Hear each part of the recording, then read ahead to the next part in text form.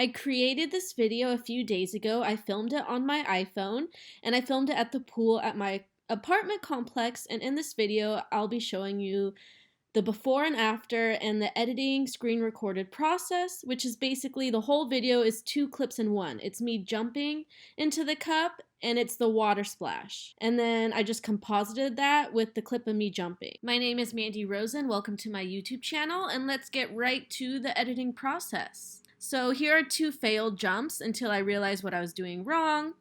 So file, new sequence. Okay, now we have a wide sequence timeline available to begin our editing. The first step is to reduce the opacity of all the layers so we know where to match up the splash with where I make my jump. The next step is to select the pen tool under opacity, and I'm going to manually draw in with dots a mask on the top layer. The top layer is the water splash, the bottom layer is the jump. And once I create the mask, then voila, the 2 clips are blended together. And I'm going to go in and just fix the mask a little bit because you can see the lines of the shadow. So I'm just going to reduce that so it's not as obvious. And then I'm going to perfect the mask of the water drops, the top layer. And I'm just going to mask around my body so that I blend in pretty perfectly with the water drops. So it looks like I'm jumping into a cup of water.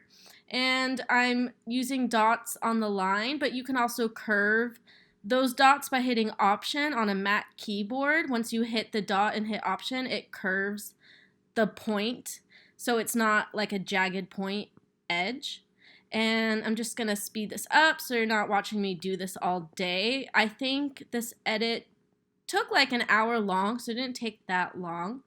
You can see the before and after of the mask, and I'm just gonna go frame by frame and edit the top layer of the water splash. And here actually the cup moved a little bit when I dropped the object into it. So I'm just gonna expand the mask so that the cup and the shadows and the water splash is basically filling up the entire frame except the portion of where I'm jumping, because I want to capture all those splashes in there, so I just have to make sure to expand the mask. It only took, I think, 1 try, the water splash. Maybe I did it twice. I think I did it once. But it turned out pretty good. You can see how the water is like twirling above my head and the little droplets next to it. I just thought were so cool how that came out, especially on an iPhone.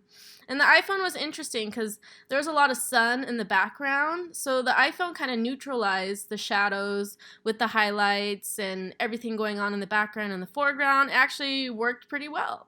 So that's what we have so far. So now that I did the basic compositing, I'm going to high resolution export this video, and then I'm going to new sequence, and I'm going to settings, and I'm going to make a 1080 by 1350 dimension, which is the Instagram vertical dimension for posting.